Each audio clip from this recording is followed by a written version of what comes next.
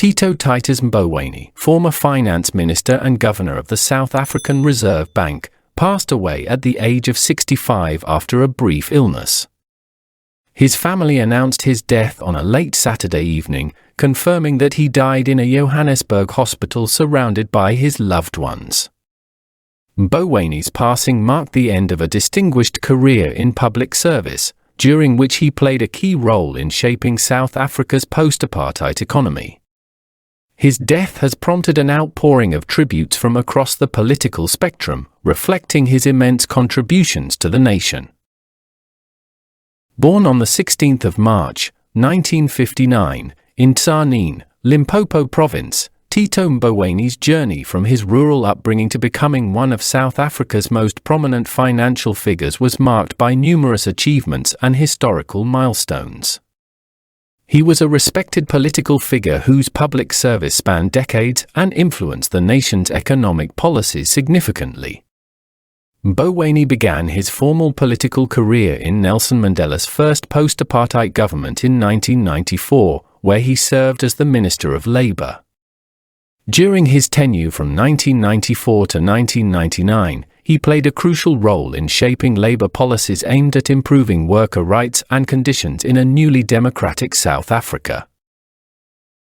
One of Mboweni's most notable achievements came in 1999, when he was appointed the governor of the South African Reserve Bank, making him the first black South African to hold this position.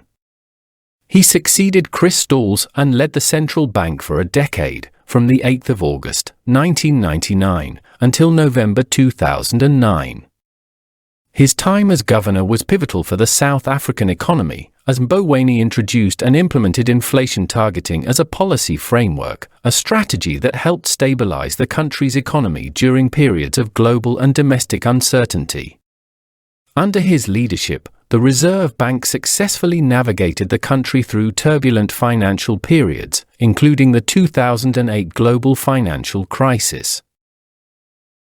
His tenure at the Reserve Bank cemented his reputation as a pragmatic and capable leader, committed to ensuring the country's financial stability. During this time, Mboweni worked closely with other economic leaders such as Trevor Manuel, who served as finance minister, and Pravin Gordhan, who was the commissioner of the South African Revenue Service at the time. Together, they were instrumental in developing policies that positioned South Africa as a stable emerging market on the global stage. In 2018, Mboweni returned to active political life when he was called upon by President Cyril Ramaphosa to take over as Minister of Finance. This appointment came after the resignation of then Finance Minister Nhlanhla Nene, who stepped down amid controversy. Despite his initial reluctance to return to government, Mboweni accepted the role and served from October 2018 until his retirement in August 2021. His tenure as finance minister was marked by his strong advocacy for fiscal discipline, often bringing him into conflict with factions within the African National Congress who favored more expansive public spending. He worked through a challenging period for South Africa's economy, dealing with issues such as rising public debt, slow economic growth, and the COVID-19 pandemic's financial impact. Mboweni's role in South Africa's post-apartheid government made him a prominent figure in international financial and economic forums. He represented South Africa at numerous global gatherings, including meetings of the International Monetary Fund and the World Bank, where his expertise was sought after, particularly on issues affecting developing economies. On hearing the news of his passing, South African leaders, including President Cyril Ramaphosa and ANC Secretary-General Fikile Mbalula, expressed their condolences and paid tribute to Mboweni's service to the country. Ramaphosa remarked that Mboweni's passing came as a shock, given his vibrant and engaged personality, which remained evident even in his retirement years. The president reflected on Mboweni's contributions to both fiscal discipline and economic transformation, emphasizing that his work had a lasting impact on the nation. Ramaphosa described him as a flag bearer for South Africa's economy in global forums, highlighting his role in representing the country on the international stage and advocating for the interests of developing economies.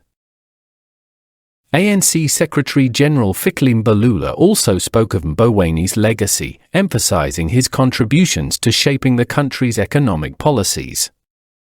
He praised Mbowene for his intellect, leadership, and unwavering commitment to South Africa's economic growth and stability. Mbalula's statement reflected the deep sense of loss felt across the political spectrum, as Mbowene had long been regarded as a dedicated public servant whose influence extended beyond the offices he held. Ronald Lamola, the Minister of International Relations, was another high-profile leader who quickly paid tribute to Mbowene. Lamola highlighted Mbowene's mentorship and his commitment to grooming the next generation of economic leaders.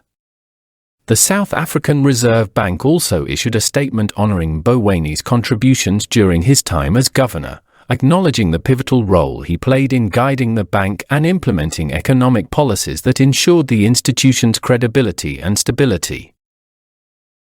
Tito Mbowene's personal life was closely tied to his heritage in Limpopo province. Despite his high-profile career, Mbowene never shied away from his roots. He was famously proud of his home village of Mudjajiskloof, where he frequently retreated to relax and reconnect with his heritage. His love for traditional South African cuisine, particularly his well-known affinity for tinned fish, endeared him to the public, and he often shared moments of his life on social media, giving the nation a glimpse into his personal world. Even in retirement, Mbowene remained a well-loved public figure, known for his candid opinions and sense of humor. At the time of his passing, Mbowene left behind a legacy defined by his tireless work in building South Africa's economy. His death represents the loss of a leader who helped steer the country through some of its most critical economic challenges. The Mbowene family has requested privacy as they come to terms with their loss, and they have yet to release further details about the arrangements for his funeral. Tito Mbowene's life and career will be remembered as a story of service, dedication, and commitment to the economic development of South Africa. From his early days in Nelson Mandela's cabinet to his leadership of the Reserve Bank and his final years as finance minister, Mbowene's contributions to the nation will have a lasting impact for years to come. Thanks for watching. Please don't forget to like, share, comment, subscribe, and hit the notification bell for more updates.